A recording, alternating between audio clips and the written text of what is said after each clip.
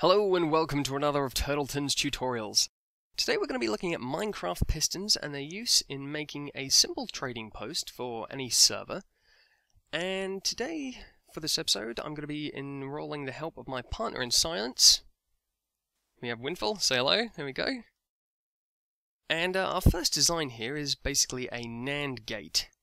And this is effectively two levers which are wired up to either side of this 3-long block of wool, with a redstone torch on each side and some redstone connecting through to the output of the sticky piston with some blue wool on top. And effectively how this works is, when both inputs are on, the output turns off, and conversely whenever the inputs are in any other state, the output remains on. There we go there. This means that when two players are trading items and they're both happy with their trade, they'll each flip their lever and the piston's going to react. So this is the design which is slightly more stretched out, and you'll see that we have here the levers are now inputting into the side of the wool, which means that we can use this to have two outputs, one on this sticky piston and one on this sticky piston. So effectively, I can toggle this switch many times and it has no effect, until the other person, they toggle their switch and cause the redstone torch to turn off, and you'll see here that now I have control over the pistons, effectively saying that we've both agreed to our exchange and our sticky pistons have retracted. Now we can compact this slightly by getting rid of the redstone torches and bringing the whole system close together and removing that middle block. Here you can see we still have two levers which are now directly attached to our wool, and so if both our levers are in the up position, then our pistons are going to retract just like in the other examples.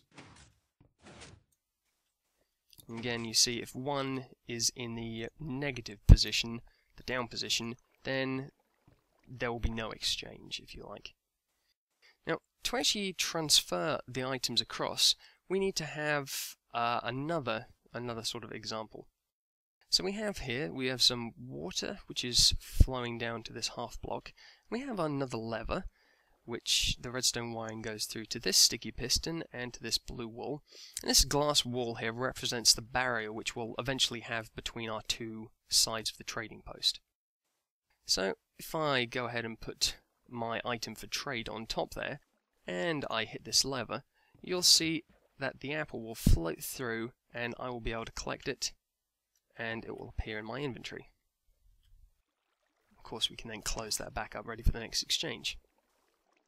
So in this example you'll see that we've now repeated the item exchanging example as we've just seen, both on this side and on this side, and we have our example of our compact NAND gate where we've lowered the level of the wiring, and you can see that's basically under each wall block here. So we can use half blocks to cover this up and give us a floor.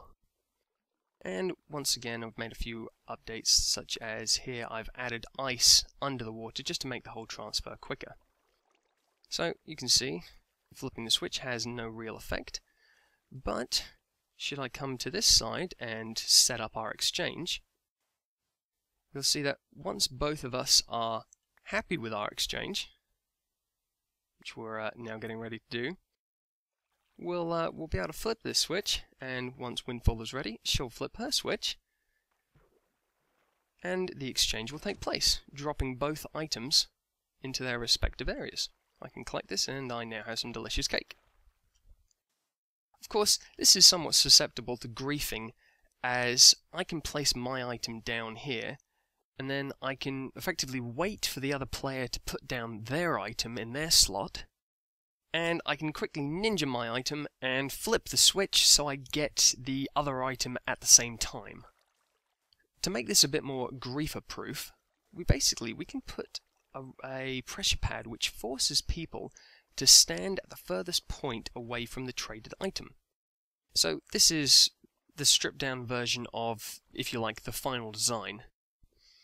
You'll see here when I stand on this pressure plate, this redstone wiring which is just placed adjacent and one block down from the pressure pad, will trigger our earlier version of our NAND gate, and these will run off here either side. This one, the output going to this piston, and this one running all the way around here to this piston. And we have a similar example as before, but now the pistons are set off to the side, making them easier to conceal. So if I head round here, we can see this is now our trading station, and we have a lever to make sure that nobody can come in here, and unfortunately it's getting dark. And you can see that what we have here is a sign set up to sort of suggest where people should be placing their products, and that's placed on top of this one. You can see Winfle is already happy with the exchange, and her torch is now diminished because she's standing on the pressure plate.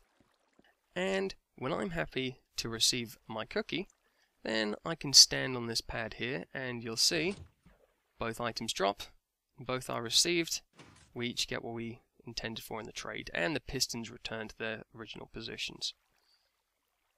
I can come out of my locked door where no one will be able to interfere, and we've each got the items we requested. One point worth mentioning is that when you're running this on your server, you'll also need to have some means of preventing players from destroying the blocks or placing other blocks around the trading post.